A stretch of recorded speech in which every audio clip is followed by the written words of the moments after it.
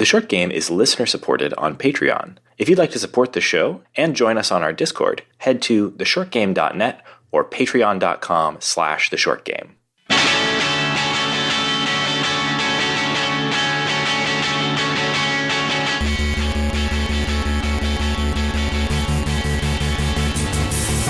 Welcome back to The Short Game. This is a show about short video games, games that respect your time. I am Reagan Kelly, and I am joined this week by my full complement of co-hosts, plus a guest. Very exciting. As above, so below, Nate Heininger. We are from Chicago, Laura. Peanuts! Get your peanuts here, Shane. And we're joined this week by a guest, and I couldn't be more excited to have Kat Manning on the show. Thank you for joining us, Kat. Thank you so much for having me. Many stripes, one tiger. Yeah. So if you're not familiar with Kat, Kat is a narrative designer currently working at Riot who is interested in procedural, narrative, and emergent storytelling. Kat left academia after her PhD work to work in games. She's also just an incredibly interesting person to follow on Twitter for her narrative design ideas, which is really where I know mostly know you from. Following your Twitter, which is great. So thank you for all of the tweets over the years. And you're welcome, and I'm so sorry. Thank you so much for coming on the show. And I was so excited to have you here because you wrote an extremely good explainer about Blaseball. Blaseball is our topic this week. And Blaseball is just... it's a cultural phenomenon. Yes, and for context, we did not just join a cult. Those were the... Didn't we? Did we not just join a cult? And those are the mottos of our teams in our cult. I kind of feel like we did a little bit. Like, this is the closest I felt to joining a cult in at least 2 or 3 years now. So, but I couldn't be happier. I have the outfit, or I'm making the outfit at least. So, the whole cult thing is really coming in strong. I almost don't know where to begin explaining what Blaseball is. And I probably should have thought about this before we started recording a podcast about it. You would think. I'd like to pull out a little bit and look at why Blaseball now. I mean, of course, America needs Blaseball more than we ever have. Yes. And, this is... You might think that Blaseball has been an American pastime for hundreds of years. Thousands. It always has and forever will. But in reality, you're probably thinking of a lesser-known sport called baseball, which has a similar name. And baseball has been having a really tough season this year. I regret to inform our listeners that we are in the middle of a pandemic, which is just ripping through baseball clubhouses across our fair nation. If I am the first person that's telling you about this pandemic, please seek additional sources of news. But yeah, the Major League Baseball organization as a whole has not done the best with COVID-19.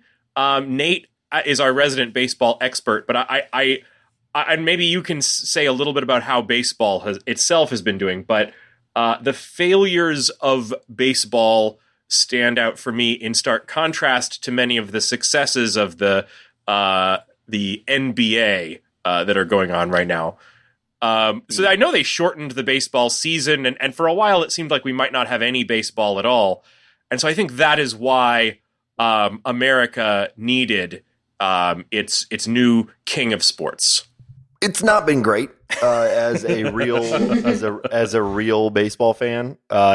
Particularly, I live in St. Louis, so I was born into and enjoy supporting the St. Louis Cardinals, and which just so happened to be the team that was the most impacted by this. So yeah, there's been a baseball sized hole in my heart for a little while now, and it's been rough. And Blaseball has helped fill that hole. That being said, I don't know how much of an actual crossover there is. I don't know that that there's. I love the premise, Shane, but I have to imagine that the majority of people who are deep Blaseball fans are not necessarily deep baseball fans. And maybe we should set up what Blaseball is. I get the sense that the creators of Blaseball are big Yes. baseball fans. I think so. Yes. I think so. Right now, sports is really weird, and there's like fake fans in the bleachers and like cardboard cutouts of things, and There dogs. There are fake green cardboard screens. dogs in the. There's in the- fake sounds. Real I mean, there's real always baseball fake has sounds. never been more surreal. It's Yes. the twins put giant heads in. It's super weird. It's super weird, and it turns out what it takes for me, not a sports person, to care about something is for it to be entirely online and have every game last about 30 minutes. Yeah. And then I'm super in. And that's Blaseball. It's a lot weirder than that. But it turns out like just taking baseball, making it run all day, every day simultaneously, and making it short makes me so much more interested. I've never been a fan of really any actual sports. Not really ever really been interested. And there's probably a lot of reasons for that. I'm a milquetoast dweeb, and that's probably the biggest one. But what's really been interesting about Blaseball is, first of all, I found out about Blaseball about midway through season 2, and it was pretty impenetrable to me at the time. Essentially, what I was hearing mostly on Twitter and on a couple of podcasts was like, hey, there's this thing called Blaseball. It's like baseball, like fantasy internet baseball, but weird. Isn't that wild? You should check it out. And they share a couple of bizarre anecdotes that kind of bounced off of me, and without me really understanding what was going on, I didn't really get it. But when I finally started investigating it, I realized it's just doing an incredible job of like simulating the experience of being a fan of a thing, and creating a completely virtual, almost barely simulated thing that you can become a fan of in a way that's really, really deep and interesting. And so, yeah, Kat, maybe you can talk about like your experience of finding Blaseball and like how you came to understand it. But I found it's just an extremely weird process of figuring this thing out. Yeah, for sure. It is a really weird process of figuring it out, which is one of the reasons I wrote the explainer in the first place. I had several friends who were telling me like, oh, I keep hearing about this, but I don't know where to start. And I was like, okay, I can either, info dump a ton of information at you that is not going to actually get you invested in this in the way that I am invested in this, or I can throw the website at you and go, good luck. And I wanted to sort of pick a third path and really kind of try and share that fan experience, because I think you're right. It doesn't simulate a sport. It simulates watching a sport. It simulates being a fan, being caught up with something.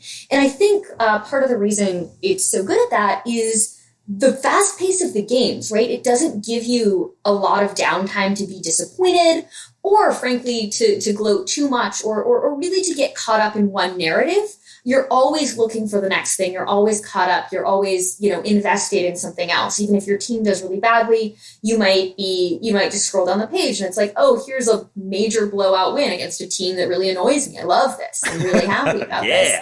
Not that that's ever happened. Screw those moist talkers. I have to be diplomatic. Of course. I do love. Well, when you're a Tigers fan, you definitely have to be diplomatic. You have to be careful. Must be lonely Yes. up there in your tower. Yeah, it must be real, real lonely. I definitely was a little much today with somebody when I was like, oh, what's party time? I've never been to party I've time. never been to party time. For reference, party time is where you go when your team gets kicked out of the playoffs. Or Yes, doesn't when make you're the playoffs. mathematically eliminated from the playoffs. So I feel like before we explain the details Yeah. of party time, in order to contextualize it, we need to give a little more detail about like the actual mechanics of Blaseball. And I think also important in that is like Blaseball and its Discord, just in terms of like Yes. how the actual thing works, apart from the larger fan experience. And I'll do my best here, but feel free to jump in, because I also don't know anything about baseball, and also came a little late to this thing. But we kind of alluded to this earlier.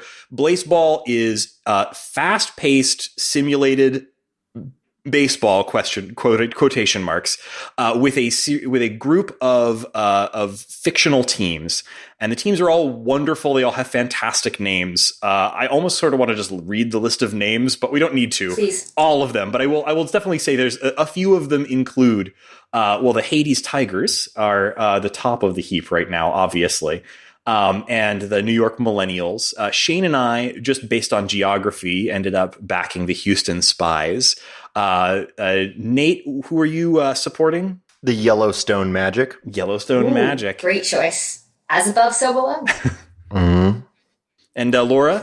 Chicago Firefighters. Yes, but there's so many. There's the Hawaii Fridays, the Canada Moist Talkers, the Charleston Shoe Thieves. The names are extremely evocative. And I think a big part of Blaseball's success is just like having evocative names for things. I think this is something like the D&D guy in me really, really like picks up on is like, if something has a good name, then it is an instant success. And everything in Blaseball has good names. Yes. Have you ever seen the list of it was a Japanese baseball game that had a list of baseball players that I think for at least the lore around it was like their best attempt at making American baseball names. Yeah, I've seen that. I know exactly what you're talking about. It feels like Blaseball was heavily inspired by that game and that list of names. Classics like Sleeve McDykel, Daryl Arkadeld, Glenn Allen Mixon, Tony or Bobson Dugnut. Classic American names.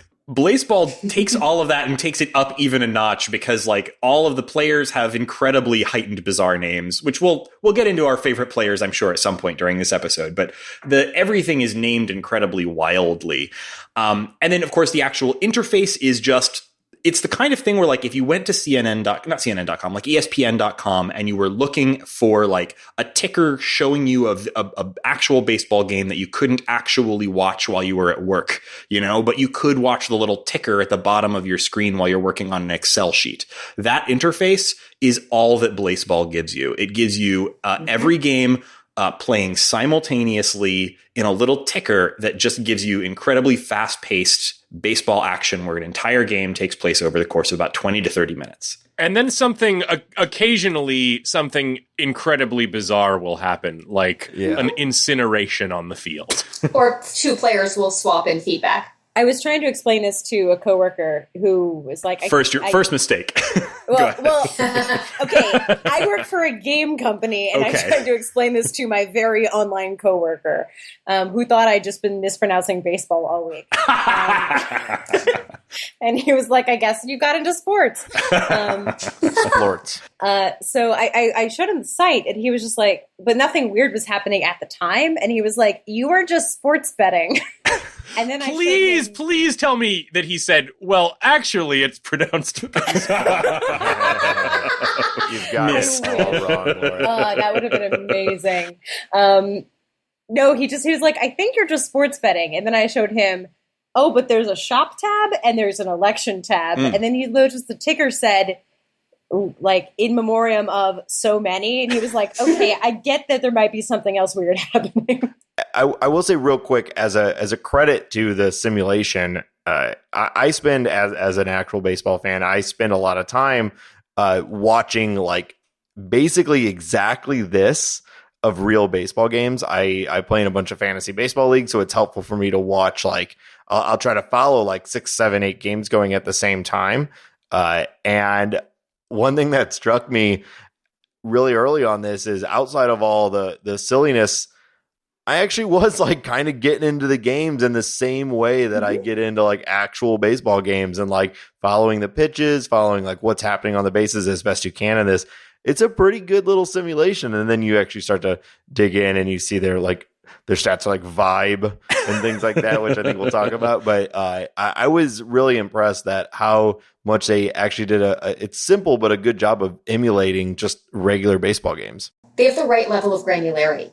Yeah. There's enough detail so that you can actually like sink into if you want to, but you also aren't required to. Like, I don't need to, it's not going to tell me exactly. You actually can't find out who's playing what outfield position, at least as far as I know. Mm-hmm. Maybe you can click somewhere, but no, I just don't think you can know. I imagine eventually they're going to add, like, we've already started talking about the fan involvement here, but some fans are starting to collect all the stats of individual players, which you can't even see. That was one thing that I was like, I really wanted to see, as that's just part of baseball, is look at what's their batting average, how many home runs have they hit and things like that. You don't even have access to that. You just can see like what's happening right now and how many wins and how many losses you have. So it wouldn't surprise me if eventually they start to add that stuff, because they do seem to actually want to make the the game, the baseball game, be real, and then just everything around it be ridiculous. One of the things I find really interesting about stats in baseball versus Blaseball is that baseball stats are always kind of backwards focused. They look at what a player has done routinely in past seasons, during this season, and it's an average of how things have been as predicting the future. And in Blaseball, I suppose you could follow a player all season and record everything they do. But essentially, Blaseball stats, if you query the API, you get the numbers, you get the likelihood of the future, which itself is not a guarantee of anything. But I find that really interesting that like what we have access to in each game, in one of them it's backward looking, and in one of them it's forward looking and mostly random. And I find that really exciting. I love that point too. I mean, in baseball, there's a whole industry that is doing their best to try to predict what's happening with sabermetrics and whatnot. But yeah, that's all that you actually have in this. And that was something I keep thinking about too, is, we've talked about you bet on in this game. And whenever you're betting, you see like the Magic have a 67% chance to win. The Moist Talkers have a 33% chance to win. You can bet on which side you think is going to win. And I was thinking like in real sports, that number is created off of like assumptions, right? Like mathematicians are out there like, well, these real humans are going to play each other. And we think it's like roughly a 67-33 split. But in this, it's actually like created math, and they're saying, no, literally this team has a 67% chance to win because of the way that their generated stats match up. And I think that's just really, really interesting. It's still, there's as many upsets as there are non, but it flips everything, and you don't have to think about it as random as real sports, but at the same time, it's incredibly random because it's just math generating over and over and over and over. Something I want to say about that, though, is that like you'd think that a game, quote unquote, that involved you logging into a website, seeing a thing that says this team has 66% chance to win. Which team do you want to bet on?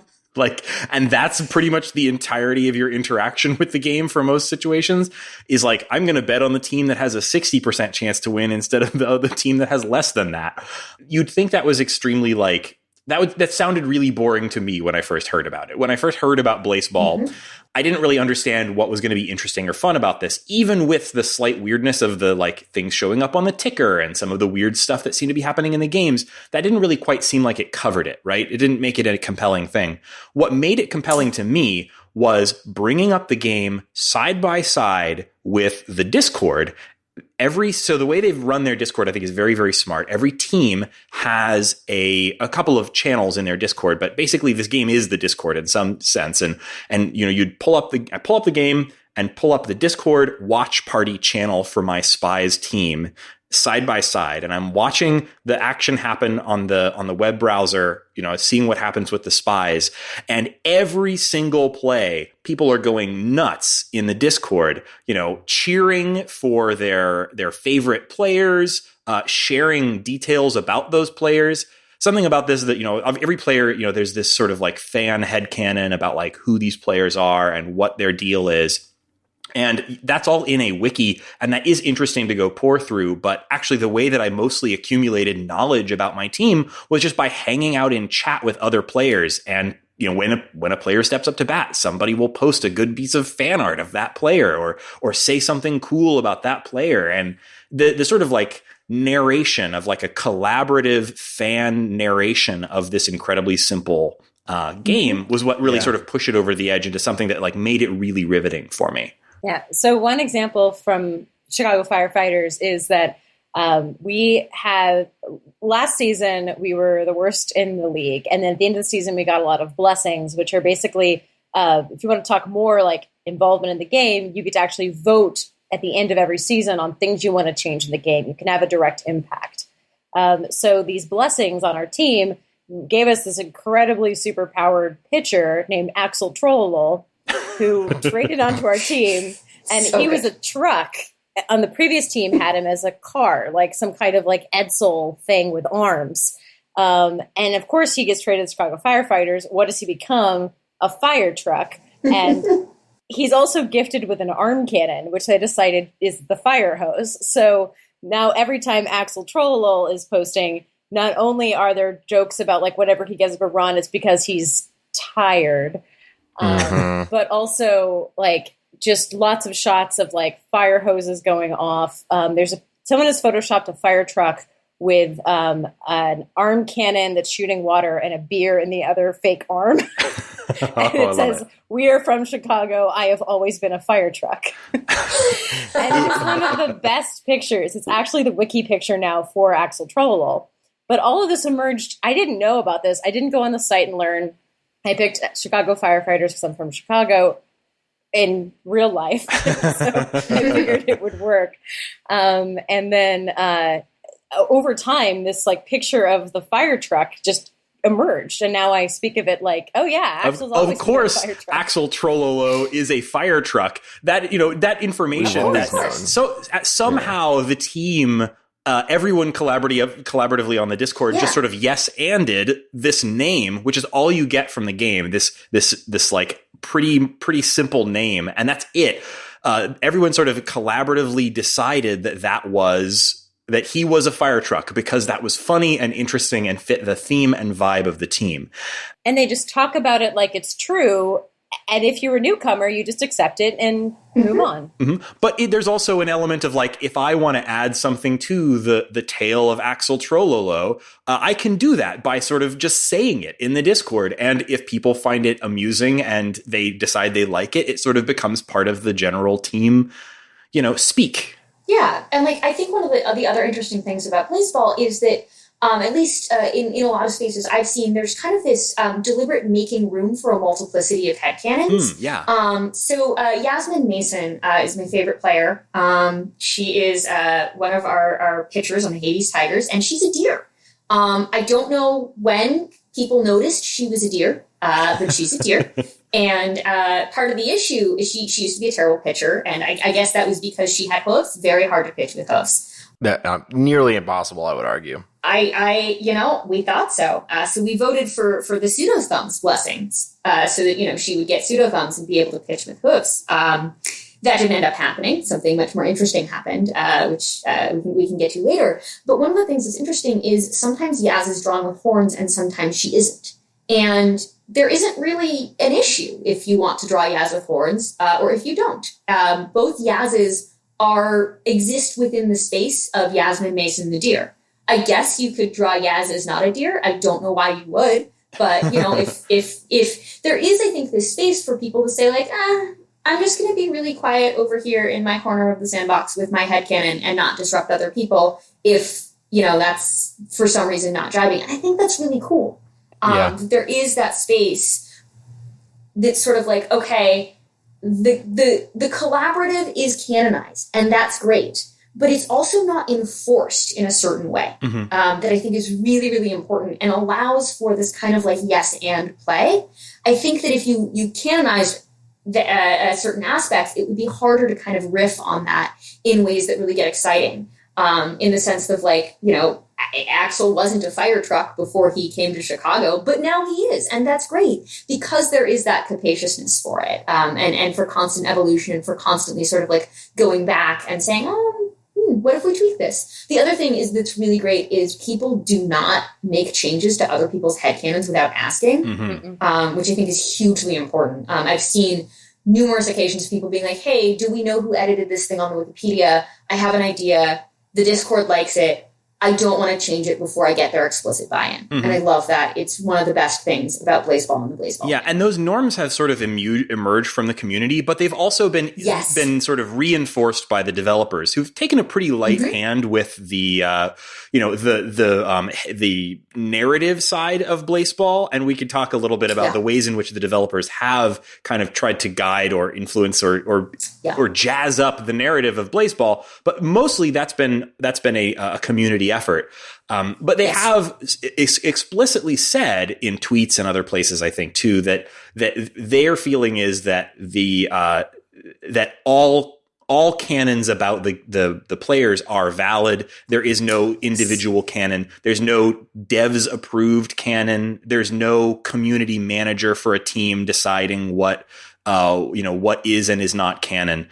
And so that does leave a lot of room. Realities as infinite as tacos. Exactly. Two quick thoughts. So one, you're right that everyone can have their own headcanon, and I love that, except for there is one rule, which Francisco Preston is in fact everyone's dad. So that's a real thing that you need to know. That one is not up for debate. He is everyone's dad. And then two, yeah, I got in on the fan art side of this. I figured that would be a fun way for me to try and participate, and so I started by drawing a Blaseball player based on my favorite baseball player, Hunter Pence, and nice. I hadn't decided until I was finishing it up which Blaseball player I was drawing. At which point Reagan suggested that it might be Son Scotch, who is everyone's son, and he doesn't look very much like my actual son, but there we go. I just added a speech bubble to the drawing that says "Hi, Dad," and there you your go. son is still very young. One thing that I think is great too is that, like, you were talking about you go to the Discord and it's a ton of people and they're like hanging on every thread of every single play. Every time someone comes at bat, it's just everyone saying their name over and over and over. It's fun. That is nearly identical to being a fan of a sport on Twitter or any other place that people get together. That is what I do with, I don't tweet that much, but I'm constantly looking at it. Everyone is following real life baseball games at that same level. But on Blaseball, it would be like in the middle of a game, someone being like, Yadier Molino has tornado arms, and just everyone's like, oh yeah, well of course he has, of course he does. Have you seen it, bitch? Like, what a player! Yeah, right. And then just the rest of the existence of that baseball game, and maybe just forever, he would have tornado arms. Yeah, baby Ehrlicher keeps going back and forth between being an actual baby and being like a baby Ruth, like large man who's the size of a baby. Like, no one can decide on the size, but it depends on whether or not he or she is walking. Can I interrupt to celebrate for a moment? Yes, please. I've been quiet. Kat, I am so excited to have just glanced at my browser window, and I want to let you know that season 4 is over. Your champions are the Hades Tigers. Woo! Round of applause for the Hades Tigers. This is ridiculous. I'm delighted. Could you tell us a little bit about the season that the Tigers have had this year? We need to talk a little bit about, I think actually a good look into the madness of Blaseball is the story of the Hades Tigers. They're probably they're the Yankees of Blaseball, and they've had some really dramatic and they stuff. just cost me 160 tickets too. I don't know why you bet on finals games. I don't know why either. I'm addicted. Okay, I just got to get my money in there. I wonder, Kat, if you wouldn't mind just sort of like give us the story of. Cause, I mean, I don't know if we could get into every moment, but like give us the story of the Hades Tigers. I think it does also run into most of the giant events in Blaseball history. So this might be a good all 4 weeks of it. Too. All 4 weeks of Blaseball. All 4 weeks of it. Listen, during the pandemic, every week is a month, and every month is a year. Therefore, Blaseball's been going on for 400 years, and that's all right. But yeah. First of all, I do have to give a disclaimer since we've just won 2 seasons in a row. Rub it in. Get over yourself. Come on. I swear, you can gloat. This is how everybody reacts to the Tigers. I've made the Yankees comparison before, and I think it is fair, both because the Tigers are a historically, for certain values of historical, dominant team, but also because there are a lot of people who go, ooh, they look strong. They're winning. They talk a lot about their lore. Things happen to them and want to support them. I picked the Hades Tigers because as a former classicist, I couldn't not. Oh, yeah. I know. I love it. I love it. I was like, oh, Hades Tigers, never look back. Okay, this is my team now. That's too good. It's too good. It's so good. It was too good. So no shade on bandwagon fans, but shade on bandwagon fans. But yeah, so I actually joined relatively late in terms of Blaseball. I jumped on between seasons 2 and seasons 3. The Pies had just won the season 2 championship, and I believe right after that, the Hades Tigers had received Jessica Telephone in Blessings. She previously she had been a player in season 1. She was a player on the Dallas Stakes, and then she was boosted to a 5-star player, and then immediately traded the Pies. The Pies. I thought that particular moment like just really like shows the wild nature of the election portion of Blaseball, because there's all these blessings that you can vote for to try to claim those blessings for your team. And she got the Stakes got the blessing to max out their pitcher. And so she got all of her stats absolutely maxed out. She is, I'm pretty sure the most powerful player in Blaseball. I'm not sure if that's actually not true. Really? And that's what's really interesting about it. I can get to that. She's mechanically not the most powerful player in Blaseball. Fascinating. Because when we thought we were going to lose her in the blessing in the blessing exchange at the end of last season, we actually lost was it Nagomi Meng? We lost somebody else. I can't remember who we lost off the top of my head. No, because Nagomi's still... you might want to drop that. We'll see. I can't remember who we lost, but... Nagomi Daniel? Yes. We lost her because she actually was mechanically slightly stronger than Jessica Telephone. And everybody went, wait a second, what? Because the narrative is that Jessica Telephone is the most dominant Blaseball player. But I think in a lot of ways she is. Like I think her record is probably better, but stats wise, Nagomi was in fact better, which again is absolutely fascinating. And so Jessica has kind of emerged as this wandering figure who sort of jumps, although that would sort of imply that this is her choice. Again, some fans think so, some fans don't. From team to team, depending on the randomness of the blessings and other events. So at the end of season 2, she had just clinched a championship for the Pies and then was traded to the Hades Tigers. We had a pretty good lineup before that, but between Jessica and Landry Violence and a couple other really strong players, I believe one of our pitchers, whose name I'm blanking on, was very strong. We ended up with a really, really, really strong, powerful team, and with a very strong record going into the season 3 playoffs. And something that has to be said about season 3, I should go back actually and talk about how when the book was opened, the Forbidden Book, which was one of the decrees. Yes. That happened at was that the end of season 1? That was the end of season 1. So what was the game before that? Was it just normal before? No. Okay. I mean, that's actually a really good question. I do want to say the opening of the Forbidden Book, that is actually a direct corollary to Real Baseball. That's just something that they copied straight. It happened in 1986 in Real Baseball, and and the incineration, it was a real mess. Yeah. But that was a direct copy. So I mean, I'm coming at this. I think all of us are coming at this having not played any of not followed Blaseball during season 1. But as I understand it, during season 1 of the options on the table in the election was open the Forbidden Book.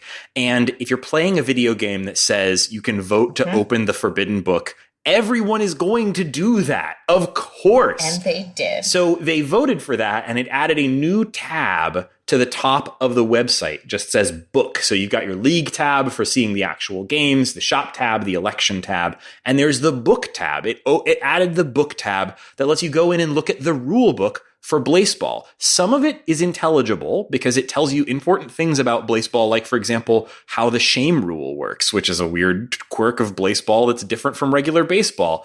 But a lot of it is weirdly redacted with lots of blackout text in the most evocative, weird way you can imagine.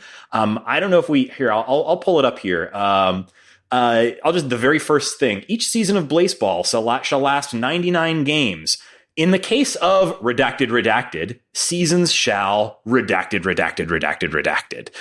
And the whole thing is like that. There's these mysterious gaps in the rule book. So there's clearly stuff going on in the world of Blaseball that we don't know. But because we, the fans of Blaseball, opened the Forbidden Book, that also caused the gods of Blaseball, according to the Twitter account for the commissioner, as far as I understand it, to get angry with the fans, and they released rogue umpires into the game. And what that means mechanically is that occasionally, during certain weather conditions, which are listed as... It is solar eclipses. Right, during solar eclipses, thank you. If certain conditions that are not spelled out are met, a player on your team may be incinerated by a rogue umpire, which kills them irrevocably. And that's, I mean, pretty wild. But like, that's just the sort of thing that happens in Blaseball, apparently. And it seems like the way that this game is structured, they're kind of planning to introduce and perhaps retire weird stuff like that as the game progresses. Maybe based on the elections, like the Forbidden Book, but maybe not. Like there's other events that have happened. You were kind of telling the tale of the Tigers. Maybe as part of that, we can explain also the Grand Unslam, which is another pretty important moment in Blaseball history that also had an effect on the game. But anyway, sorry, let's get back to the story of the Tigers. Sure, but yeah, we definitely should touch on the Grand Unslam because it's one of the most important events of season 3. But yeah, I think to talk about sort of what happens in season 3, we really have to realize that the incinerations really were stepped up. I want to say there were 17 incinerations in season 2, and there were 27 in season 3. There were that many? Jeez. Yeah. I could have the numbers wrong, but it is the discipline era. Yeah. It is the discipline era. Yes, we are in the discipline era. We also, season 2's decree was just peanuts. And then peanut blasphemy occurred, which was sort of difficult, in which the peanut would appear on the website when the website would occasionally go down, which was a brilliant move, which we can talk about later, the way that actual real world, our world events get integrated into the game's lore to make them much more satisfying instead of frustrating. As in, the peanut will come in on the website and yell at you and tell you that you've blasphemed and that you must repent. Yeah, but in real life, so there was peanut weather, it would rain peanuts, and players would eat them, and it would either give them an allergic reaction or they would get yummy and get stat boosts, and then everyone could eat peanuts, like the players could buy and eat peanuts. And in real life, someone hacked the site and gave themselves a ton of peanuts, and the devs found out, and then in-game, the peanut god got very angry and declared a strike 2. Strike 1 is opening the Forbidden Book. Strike 2 is the peanut fraud. And we don't know what Strike 3 does. Nope. Yeah, I also just love that the type of community and the type of people that this is attracting. The person who actually broke into and gained access to this game and this system just gave themselves a whole bunch of peanuts. Which do nothing. I would also like to say, though, that somebody else who discovered the exploit, who will not be named, found the exploit and alerted the devs immediately. So they didn't even give themselves a whole bunch of peanuts or coins. They just said, this seems like an issue. I will raise this. That's even better. They didn't blaspheme. They did not blaspheme, and I would like us all to appreciate this mysterious figure. Praise the mysterious figure. Explain. So we've talked up through about season 3. What's been happening with the Hades Tigers and Jessica Telephone this season? Right. Yes. Sorry. So Jessica Telephone helped us win our last championship amidst the incineration of Landry violence by the coward rogue empire. Do it for violence. That was so painful. Rest in violence, man. That was really intense because it was I believe, was it the semifinal or the final? I'm blanking on this right now, but it was just a really intense game in which the Tigers had not had any incinerations up until that point. I believe they were the only team to have been spared incineration over the course of both seasons 2 and seasons 3. And just in that game, a rogue empire incinerated Landry violence, and their spirit was disseminated outwards and then inhabited the body of Paula Turnip, as I understand it, who then immediately came up and with Jessica Telephone did their best and won the game. This is my memory of that. And so Jessica was between Jessica and Paula. again, I could have this wrong. I don't remember Paula's batting record, but it felt immediately like she was an important part of the team. It just was really, really crucial to having her there as a replacement for Landry, who we then decided had been an incorporeal spirit that occasionally inhabited people and now is hanging out above our stadium, just as the spirit of violence, which is really good. So Jessica carried. I don't want to say carried us. We had a lot of good players, but was instrumental in that victory, and then was instrumental in the early part of season 4. In terms of carrying the Tigers as high as they were in the standings. And then in a game with the Pies, we discovered what feedback did. Oh, God. And I think, and that's how we lost Jessica. Yeah, I want to explain about feedback real quick, too, because let's go back to the number one, so the thing that I put all of my votes for at the end of season 3 was player interviews, which sounded very innocuous. It's like it didn't sound like it would have any mechanical effect. I was fully expecting that player interviews would be a way that the devs would add flavor to the game by perhaps, let's say, for example, Chatbots? putting in blurbs that the players would give us in their own voices or something along those lines at the end of a game. Well, you know, we do now get to read their soul screams. We do. Yeah. And we know their pregame rituals, which I think is very important. Yes, very important stuff, although not directly related to the thing that we all voted for. We all voted, or nearly all, I think a lot of people voted for player interviews. But instead of that having the effect that we all expected, it meant that a ominous microphone started appearing on the website, and and occasionally a new weather condition occurred called feedback. Like microphone feedback, not like people giving feedback. And when there is feedback, occasionally something can happen where players swap teams unexpectedly in the middle of a game as it is underway. And that happened to a bunch of teams this time. And probably the biggest upset was the Jessica telephone swap. She swapped back from the Hades Tigers to her former team, the Philly Pies, which I was really surprised by. I could not believe when I saw that on Twitter. I was like, oh my God, Jessica Telephone moved again. I'm sure things went nuts for the Tigers fans. The developers were like, you all voted for player interviews. Don't you know that player interviews are like the most boring part of any sporting event? They all say the exact same thing after every single game. We tried hard. We played our best. You know, we Thanks showed to up Jesus early, Christ. We showed up early. We stayed late. You know, I just got a great group of guys around me. You know, they're all just giving it their all. It's that 100% of the And they time. spared us. So player swaps is way more interesting than actual player interviews. I like how it does seem to be integrated, though, especially like the appearance of the mic, because somebody mentioned the Grand Slam earlier, which was a really, really important event in season 3. Reagan, do you want to bring us up to speed on that? Okay, I'll do my best, but maybe other folks can. Now, I wasn't actually paying close attention at the time that this occurred. I heard about it all after the fact, so I may not have a full proper picture here.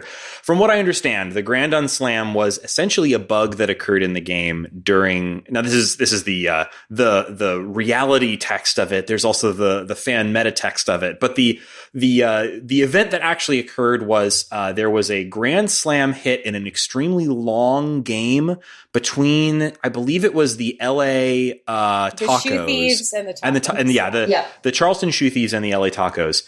And something really strange happened. I believe it crashed the site. And I know 502. Yeah, and I know the after effects of it were that, which team was it that became all the same player? That would have been the Tacos. The Tacos, right? Yes, Wyatt Mason.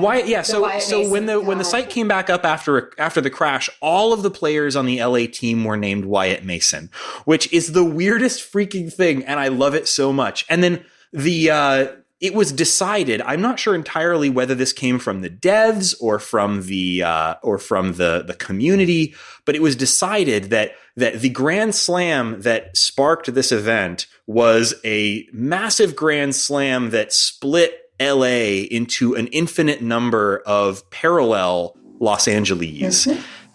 This was the commissioner. This was absolutely the game itself. The error appeared as the Grand Unslam weakened the bridge. Yes, yeah. And so the end result of all of this was, I believe, eventually the players all got their names back. They were no longer all Wyatt Mason. There were a lot of extra Wyatts. I see. So what's great about it is that there was localization to a certain degree, further or closer to Wyatt Mason and their original name. I see. And so some people got a lot closer to their original name pre-Wyatt Mason, and some people, stayed part Mason or part Wyatt or I love it. I love syllables. It was fantastic. And this was not the first time that localization came into, because my favorite thing about the Peanuts is that every instance of Dan was replaced by Peanut. So yeah, you get normal like Peanut Thompson or something, but also Daniel became Peanuttial. And those names have stuck, and so name changes are nothing new. Yeah, that's true. And the other final result of this that I still really love is that because it's no longer a single LA, it is unlimited LAs. They're no longer the LA tacos. They are the unlimited tacos. And who doesn't want unlimited tacos? So I like that very much. I love that there's a mix with the teams between real places like the Chicago Firefighters and fictional, or we hope fictional places like the Hades Tigers, and also things like unlimited tacos from the multiversal LA. Yeah, part of what made me choose Yellowstone Magic is I just really liked the idea of a national park having a professional sports team. It's so good. I love it. I love it so much. Aren't none of your players human? I think it's delightful. Oh yeah, there's a wolf. There's all sorts of different. I've had a hard time, frankly, keeping up with everything and all of the art. I had like a really busy 3 days the middle of season 4 that pulled me away from Blaseball.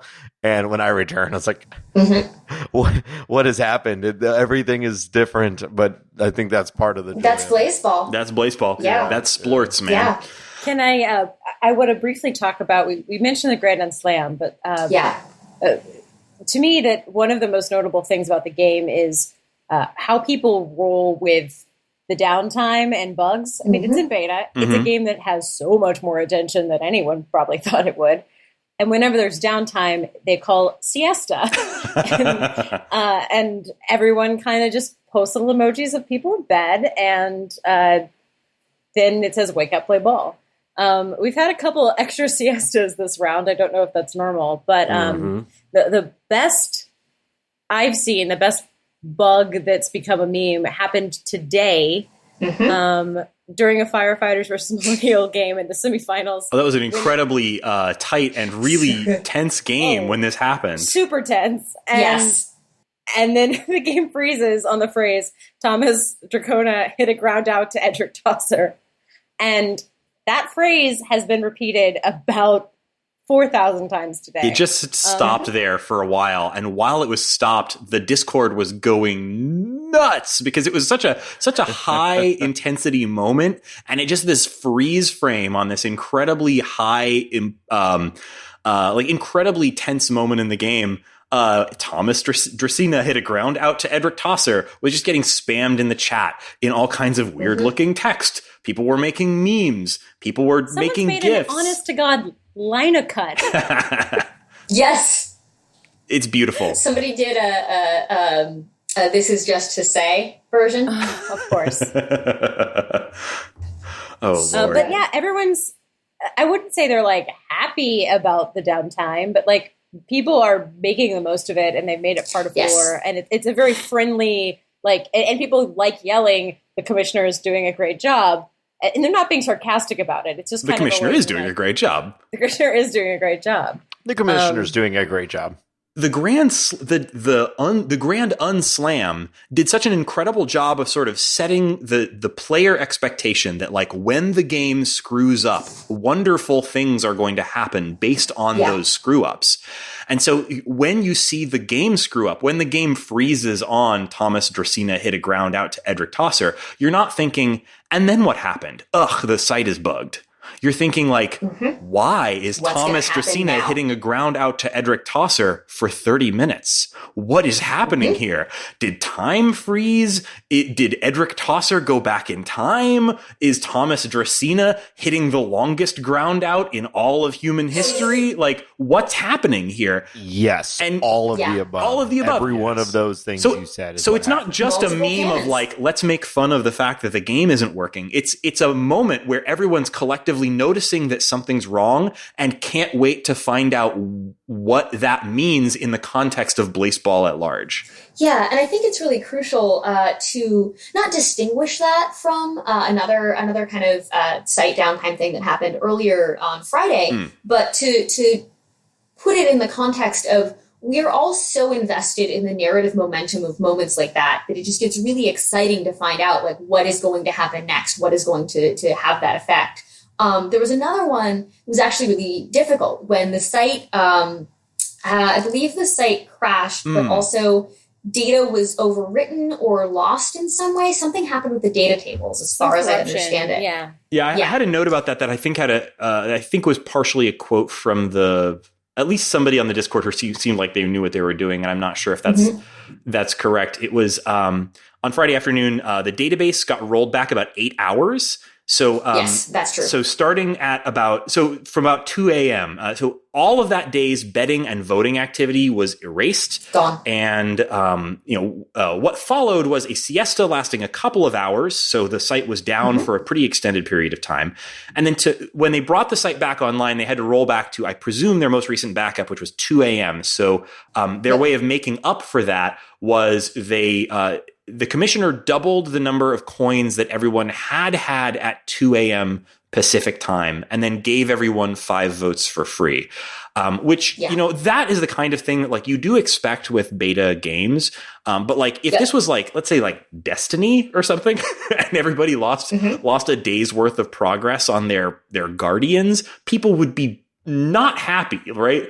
But like people took it pretty much in stride. That has happened to me, and I was not happy. Yeah, and the I people was gonna who say. are unhappy are, I wouldn't say they're being schooled by the Discord, but the Discord is teaching, the people who are complaining, the Discord was like, no, this is Embrace it. I That's part allow of you it. to be mad, but like, this is part of a bigger story. And people who are like, oh, the site is super buggy, they're like, you are part of the community who likes that. Like, get on board. It's like this site is buggy. Yeah, dog, it rules. Yep. The bugs are a feature, not a bug. Right. Exactly. If you're getting upset that you lost all your Blaseball bets, you may need to recheck your priorities. You're on the wrong game. Yeah, we're in a pandemic. If this game ever leaves beta, I'll be sorely disappointed. Same. Absolutely same. It would be funny if it goes into like beta 2.0 or something like Gamma. that. This always stays in beta. I just wanted to go through all the Greek letters. Yeah. Finally goes from beta to alpha. I mean, I wrote that it was really strong dedication to everything that goes wrong, all those server issues, all those complaints are part of lore. And if you don't like that, this is not the game for you. Yeah, and that's why I wanted to draw attention to the rollback featuring kind of an in-game reward of currency doubling and extra votes, because that is the degree to which a mistake has to happen before it's like, okay, we have to make it up to the player base. Otherwise, it's like, hell yeah, the site went down. What weird shit is going to happen from this? Oh, sorry, can we swear on this? Yes, it's fine. Go for it. But yeah, it's. I don't want to say we like seeing the site go down, but it is narratively a net positive, and we've seen it work so well in the past and be so narratively satisfying, if not mechanically satisfying, that I trust the devs at this point to make that feel okay. Yeah, in the end. and the community too, because like, yes, the devs kind of like put together the details of what the Grand Unslam was, but like there's so much of that was just bubbled up from the community and having enthusiasm for like something weird happened. I love it. Like I want to know more about it. I want to make up more about it so that then I know more about it. Like I love it. Yeah. And the site going down too is just almost from my understanding, basically just, the whole hug of death, right? It's like too many people going to the site. Yep. And that's fun too. You know, it's fun to see people make weird shit and it go well, you know? So like when the site goes down, it's like, oh man, it's getting too popular. Oh no. Like, no, it's great. We should be happy that they have to slow down and probably buy more server space and just make it more reliable, because there's so many people going on to watch Jessica Telephone hopefully not get incinerated by the gods. Yes. I am so happy that like those moments happen from a purely selfish standpoint, because I'm pretty much hanging out in the firefighters channel, the watch party for the firefighters. I'm hanging out with my team. We're talking about our team members, our lore, our background. Mm-hmm. And when something like the site goes down, we start popping into the other channels. We go to the main watch channel. We go to the commissioner. Like it's kind of taking us out of our little tribal bubble, and we start hanging out in the fan works. Like that's when I've dipped into the larger lore, and that's when I've kind of talked to other people. And I it's almost like if there weren't incinerations, if there weren't big events, if there wasn't trades forcing us, I would just kind of be paying only attention to firefighters Twitter, firefighters Discord. Mm-hmm. So I want to talk through some of, like, we don't need to go into a whole bunch of detail here because, you know, we've already been talking for an hour, but I want to talk a little bit about some of the events of season 4. We've touched on some of them, but like season 4 was the first season that I've spent a really significant amount of time hanging out in the game. Like season 3, I followed, but I was not like really in it the way that I really was this season 4, which just concluded. And this season was pretty wild. It started off with the ominous peanut on the homepage speaking to us, and then rolled right into the first day of games. And the period between when the game started and when we started figuring out what feedback did, what the player interviews thing that was voted for in the previous season actually mechanically did, was really electric. Because first of all, the games were really good. There were some really interesting games happening. It was fun to keep that open in a browser tab while I was working and keep tabs on what was happening. But then when sort of news started trickling in from games I wasn't following, like, oh my God, feedback happened to us, whatever that means, and we lost our star player, like, wild, really, really wild to see that happen. And it's really fun to see that happen in full time, in real time, particularly when you're part of a larger Discord where that's kind of being discussed really fast. It tickles my funny bone that the first player to be affected by feedback was Thomas Kirby, who it was Paula Mason on the firefighters and Thomas Kirby on the, I don't know, Dallas Stakes. And what happened is Thomas Kirby is been created to be the normcore player. He is a normal, absolutely normal human who listens to normal music, and he has nothing, like, he's supposed to have absolutely nothing notable about his life, being aggressively normal. And so his only thing that is interesting about him is he's the first player affected by feedback. And I find that just delightful. His quote is, "You can call me Tom." Love it. That's wonderful. He also canonically uses 2-in-1 shampoo and conditioner. Like, that's who Thomas Kirby is. And he's the first person to. It's efficient. I love it. Yeah, there were a lot of notable player swaps this season because of the feedback thing. Previously, player swaps I think only happened because of like blessings, which get voted on. Yes. And I think mechanically, I'm really in love with the feedback mechanic because like I like so much better. Swapping players between teams is great. It improves the game in a bunch of ways. I think it's really important to keep things moving. New players coming around, old players leaving your team. It keeps things fresh. But also, like, the fact that previously all of those player swaps were happening because somebody voted for something made it feel not exactly antagonistic to me, but like it felt like it was somebody coming in and taking something away from you in a way, right? Yes. It set up the possibility for antagonism. Right. In ways that sort of felt, I would say, counterproductive to the spirit of Blaseball. Yeah. But whereas like feedback, it's, there's nothing more Blaseball than feeling like put upon by the gods, right? Like than feeling wronged by the heavens, and whatever happens is the fault of uncaring, unfeeling gods looking down on you, making you play Blaseball 24/7 for 99 days in a row. So I really love the feedback mechanic, and there were a lot of really notable swaps. The one that I had the biggest laugh about was on the 25th. Workman Gloom, a player for the Shoe Thieves, got swapped to the Moist Talkers mid-game, and immediately proceeded to hit 2 home runs off of their former teammate, Beasley Gloom, who, according to the lore of the Shoe Thieves, was Workman's dog. So he got swapped away from his team and then hit home runs off of his own dog, which is just so messed up. I love this game. I love it. The rumor was that the Thomas Chakotay hit a ground out to Edric Tosser. The rumor was that happened because Feedback tried to swap the 2 of those characters against each other. And that's why the site went down. That. I like that a lot. That it went into an infinite loop. Oh, yeah. I love it. And that's why the site went down. So they defied the gods. There were a lot of others. The only one that hit the Spies, I was following. I've been supporting the Spies this time around, and the only one that hit us was we swapped Young-Ho Benitez to the Pies, the Philly Pies, in exchange for Morrow Wilson. Doesn't seem like it's had a major effect on our standings. We still sucked this year again. But then Pies had another swap with Jessica Telephone, which we talked about earlier. Wild. I have to say, I love that swap, actually, from a narrative standpoint. Like, obviously, as a Tigers fan, I'm going to miss Jessica. But from a narrative standpoint, I really like the parallelism of her getting swapped back to another team that she's been on before. Yeah. It's random, but it also feels kind of right. Like, it feels like something that would happen in sports, right? Like, really high profile players sometimes move around like that. Yeah, there's a saying in sports that, like, at the end of the day, you're just rooting for Landry, because you will just be rooting for, like, the team and the jerseys, and your favorite player may get traded to the other team, but you're still going to root for your favorite team. And you may still like that person, but they're on the other team now. They're gone. Your favorite team is your favorite team.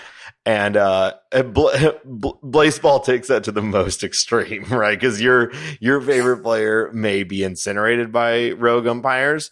They may be swapped mid-game. They may be like randomized into oblivion during a blessing or something. Yeah, they may like get that. exploratory surgery that turns them into a completely ineffective player. Like, yeah, and then be like, hell yeah, do it again. I love the unlimited tacos and how they've responded to this. They got for those of you who don't know, they got the exploratory surgeries blessing that they really wanted, which re-rolls your 3 worst pitchers, which they had. So it re-rolled their worst pitcher. He got worse. It re-rolled that pitcher again. He got even worse. God. And then he got re-rolled again and is now worse. So congratulations to the tacos. It's exploratory. It's exploratory. Condolences to the tacos. Condolences. I love it, though. But they've embraced it. I love they it. think it's great, and I love that for them. And I want to hear from you guys more about your teams, because one of the quirks about the Chicago Firefighters, I've said at the top of the show, our phrase is kind of ominous. It's "we are from Chicago." They have taken this to a ridiculous extreme. That is, if you are on the team, you have always been from Chicago. You were never from anywhere else. And because we're trading players randomly through feedback, someone in the Discord said it best when they said, I look at other people's rosters and I think, which of these will have always been from Chicago? So we are keeping on the wiki that they are from Chicago even after they leave. So eventually the whole league will be from Chicago. I love it. That's really good. There's a real joy in like having some crummy players, like, which is a weird thing, but like, so our, when I say our, I'm talking about the Spies, the Houston Spies. The theme of the team is that bang, bang. Yeah. Bang, bang. The theme of the team is that they are spies. And, or rather, the theme of the team is more along the lines of like, of course we are a normal Blaseball team. There is nothing going on behind the scenes that would indicate that we are anything other than a perfectly normal Blaseball team and not a front for anything else. Can I say for non-baseball fans or non-Houstonians that this is one of the clear baseball references in Blaseball? Is that there was a scandal this year for the Houston Astros in which they were shown to have been stealing signs from opponent teams. So, which we were doing in the most low tech way possible, putting people in the stands in a position to see the signs, and then hitting a trash can. Bang bang. And bang bang. It's a real mess. Amazing. It's a real mess. Yeah, It really is. Real I love my actual Houston baseball, Astros too, ladies though. and gentlemen. People love it.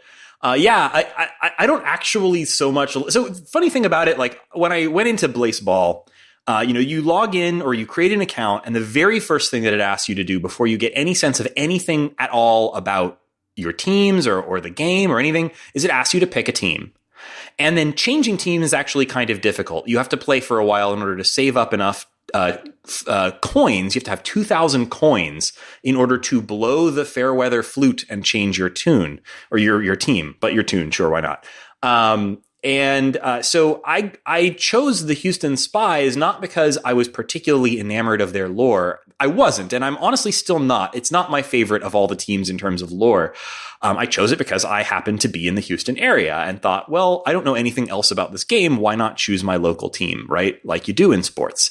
But they really won me over the course of the year. Like my initial plan at the beginning of the year was I'm going to get 2,000 coins and I'm going to change to some other team. And at first I was thinking I was going to change to the Hades Tigers because they seem to be winning.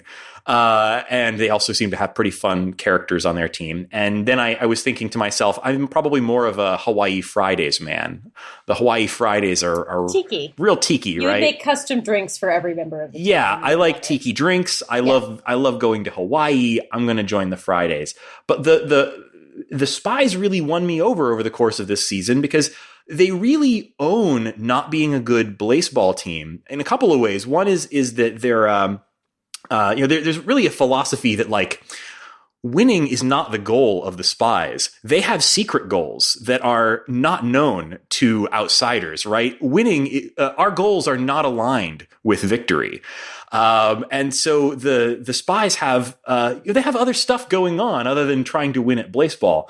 And also our star player, we have a terrible lineup. We have no offense whatsoever. We can't get anybody on base. We can't hit at all. But we have one player, Math Velasquez. It's a great name. It's a great name. Math Velasquez is a 0-star pitcher. And yet he manages to seemingly, we tell ourselves, I'm not sure how much of this is imagination and how much of this is reality, but we tell ourselves, Math is a really solid pitcher, especially for someone who has 0 stars in pitching. So the lore around Math Velasquez is that Math Velasquez is literally made of math. He is a mathematical function that has learned to play Blaseball and become self-aware. And Good for him. yeah, good for him, right? And his goal is to become the first player to have negative stats, something that seems impossible, but Math can do it. And so he's trying to become the first completely negative Blaseball player. And we all really support him in that, which is why the big concern on the team, once it became clear that we were going to be shut out of the playoffs once again, was to make sure that we don't get any blessings that increase Math's scores. And if possible, go for blessings that decrease them. And we're all really lined up behind Math and trying to support him in his journey of becoming negative. Yeah, the lore that I hear most is always bet on anything that's 65 or above or 55 or above, but don't bet on Spies games because they are spies and they are tricky. And it seems like people believe that the stats are off for the Spies to the point that the games are erratic. Is that a thing that the Spies... I say don't bet on the Spies unless Math is on the mound, and then go all in on Spies. I bet on the Spies sometimes as long as their percentage is lower than 30. I'm like, well, who knows? I've actually won several games this season betting on the Spies when they were under 35. That's all I'm going to say. I mean, I out of solidarity, I bet on almost every Spies game, and I haven't done that badly. It's I keep my bets kind of manageable, and I really only put in max bets on the Spies when Math is on the mound, and that's been treating me pretty well. I'll just say it's been a rough 2 seasons for the Magic, we have been right on the edge of the playoffs 2 years in a row now, or 2 seasons in a row. Very frustrating, but you know what? Season 5, it's our season. I've never been more confident in this ragtag group. They show up to the gym early. They're the last to leave. They play a hard 9. It's just a great group of animals and wolves and wizards and stuff that are just really here to support each other. And I couldn't be more proud to be a Magic fan. And I am ready for season 5. I love it. I can't wait for it. Kat, I'd love to hear a little more about some of the other teams' vibes, people who are looking to pick a team. I mean, obviously we say, like, go read the Blaseball explainer if you don't know anything and you still haven't after listening to this podcast. But as for picking a team, other ones we haven't talked about that you want to give a peek into their vibe? Absolutely. So I have to say, I really do love the Yellowstone Magic. I think that there's a really cool, mysterious, laid-back vibe to y'all. I also really, really love the Hellmouth Sunbeams. It's just the Hellmouth Sunbeams are a team that's just really, really excited about when they're bad, when they're good, just having a really good time. I think it's probably because they're on the Hellmouth and they're like, we're going to be the Sunbeams. Like, it's just a really great vibe between that contrast. And I think they've really embraced that kind of joy in that, in where they are, wherever they are. And I find them so delightful. As a Buffy fan, I almost chose the Hellmouth Sunbeams as well. Two other teams I feel like I really have to shout out are the Garages, who have one of the most consistent voices in Blaseball. Oh, yeah. They just come across as these disaffected grunge folks. I'm confused about whether or not they are a band who is a sports team or if they are a sports team that is also a band. But they're definitely both. As far as I can tell. And I really love that. Yeah, and if it's not clear, there is a significant amount of music created by and for the Seattle Garages. Fans of the team have been creating like full-on EPs worth of music. It's pretty incredible. There's also a zine, which is, again, very grunge Seattle, that has been made. Full disclosure, I did do some contributions to it. But it feels very good. It begins as a kind of disagreement with the jazz hands, and then rapidly devolves into the Garages realizing they don't actually know that much or really dislike the jazz hands. And it's a fun little piece of sort of grunge history that way. But yeah, it's a really clear aesthetic that's really sort of fun to play with. Yeah, it's a little disaffected. They are not a great team. They are fine with not being a great team, as far as I can tell. And they kind of enjoy it. They have a pitcher, Mike Townsend, who is legitimately mechanically terrible. I don't believe he has 0 stars, but he's not great. There are several songs about Mike Townsend that the Garages have written, which has to be really hard when your team writes songs about how bad you are. Yeah. But, sorry, Mike. He endures. Yeah, sorry, Mike. I love that almost every time we've talked about a team that has not done well so far, it's always just flipped like, oh, they embrace it though. That's just part of the vibe of that team. And I think that is like cornerstone to Blaseball is it doesn't really matter what's happening in front of you. It doesn't matter if you've won 2 seasons in a row. No one's impressed. What's really matters is what you're supporting and what your team is doing. Yeah. And that's what I was going to say about like picking a team is like the best thing is go by vibe, not by really anything about like the theming necessarily, and not by the location, surely, which was like, I was won over by the Spies, but like, I probably shouldn't have picked just my local team. I probably should have gone with something more sort of based on vibe. And something I was going to recommend with that is that if you want to get sort of a sampling of that vibe, before you create your account, there's no reason you can't create an account on the Blaseball Discord first before going into the actual game itself.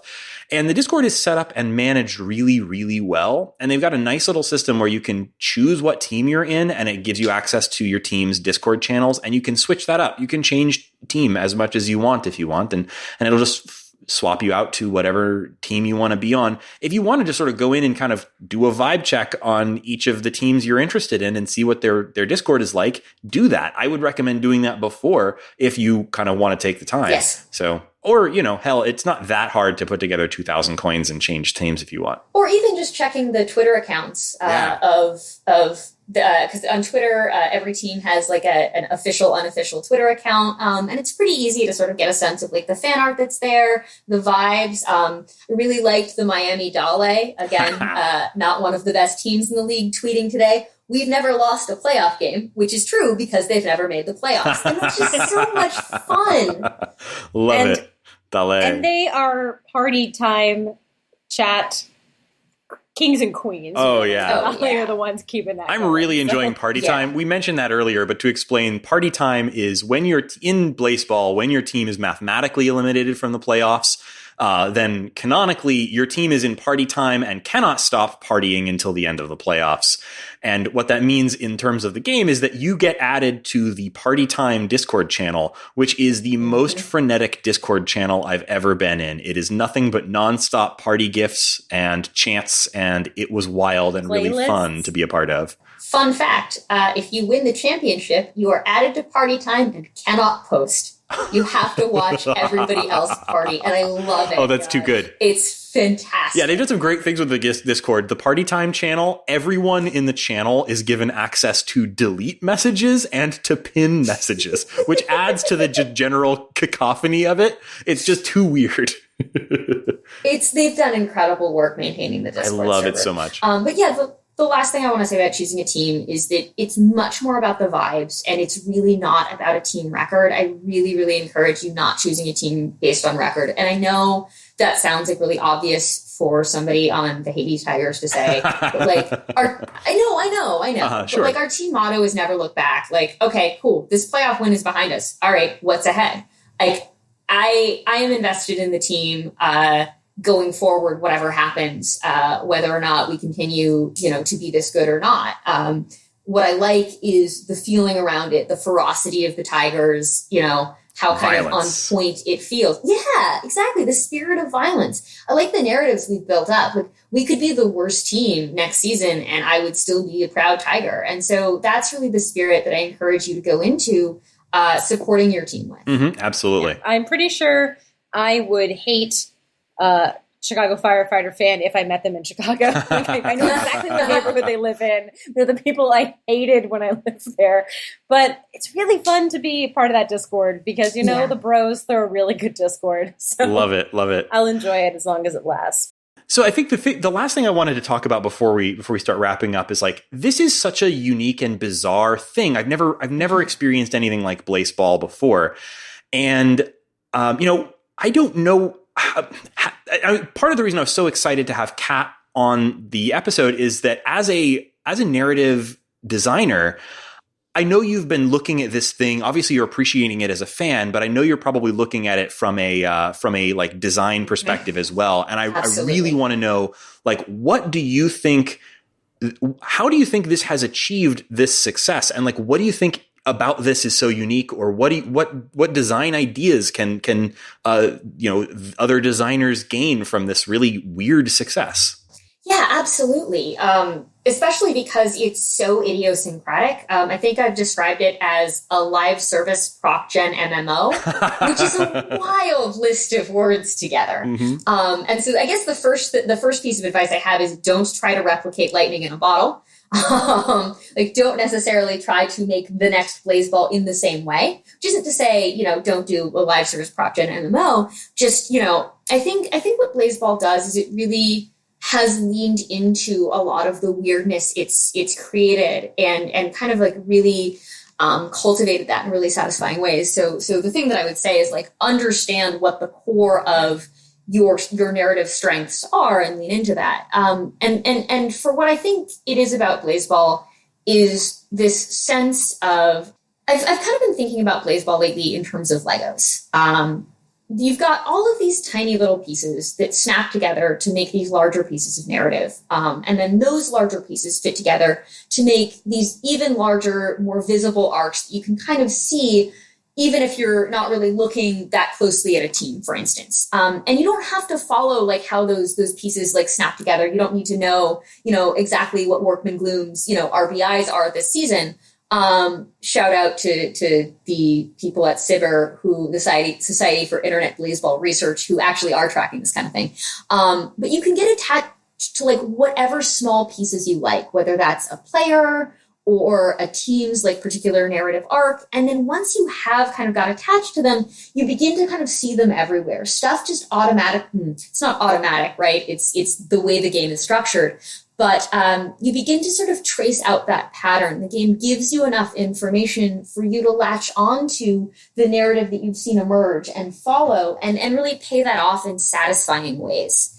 And things are kind of disconnected, right? So if Mike Townsend has a really good game, that doesn't necessarily mean that Mike Townsend will have a really good game the next time. So you can cheerfully go back to being angry at him for pitching a really bad game. But it also means that if Mike Townsend pitches a really bad game, it doesn't necessarily screw the Seattle Garages over. And so what Blaseball is doing is it has a bunch of different emergent threads that can happen in a bunch of different ways. So as a designer, what I'm really interested in is how they intersect, but also how they're what Emily Short calls orthogonal to each other. Basically, that they interact, but they're not necessarily completely dependent on each other in a way that creates sort of like overlapping content. When I was looking at your Lego metaphor in the outline, I was thinking of it as like, it's the Legos that you inherit as like a second or third child, where there's like 15 different sets and none of them match. And you're picking up like a picture from the Discord here, a tweet from the commissioner here, a server outage you happen to see, and then like a misheard thing from like, something about Mike Townsend. And you're trying to piece this together into your own little fandom simulator. I haven't seen anything since I haven't felt like this since Yahoo Group's Harry Potter theory fandom. Oh my God. When I was a teenager, where people would get crazy and have time travel, and all this like weird acronym wars. We would try to come up with the most elaborate acronyms. Like that's the kind of stuff that's happening here. And to me, I think the reason I like it is it feels like they, on paper, built a sports simulator, but in practice, they built a fandom simulator. Well, so... And I may struggle to articulate this, but like narrative in real sports is constant. That is why there is 24/7 channel. That's why there's 8 different versions of ESPN. That's why there's all these different Fox Sports shows. Everyone is trying to tell a story around like just the raw stats of a game. What this guy, had 3 home runs last night because he was mourning the death of his father, and he really wanted to go out and show the world that he was still there and that he was turning this grief into power, or he is on a bad streak right now because at home, we saw last weekend that his girlfriend like left in a huff. Like sports is constantly trying to create narratives out of on-field play, but it's always very, very serious. It's like trying to justify actual real-world things. And what Blaseball has allowed is for that same thing, but with just insanity. And like anything goes. It's silly. It doesn't matter. There's not actually real people on the other side of this, so it doesn't matter if you change them into a fire truck. It's all silly. So it's like I think there's been like a desire, I think, to turn like the self-seriousness of sports into a little bit of insanity. And I think Blaseball has opened this door to adding a silliness to sports that I think people who actually are involved in sports are like desperately try to avoid, but everyone else just really wants to do. And I think that this is that too. And I think it's like I think it's genius, and I don't know if that was their intent. Like, part of me thinks that the developers just were like, what if we reverse engineered that silly Japanese baseball game list of names into an actual environment?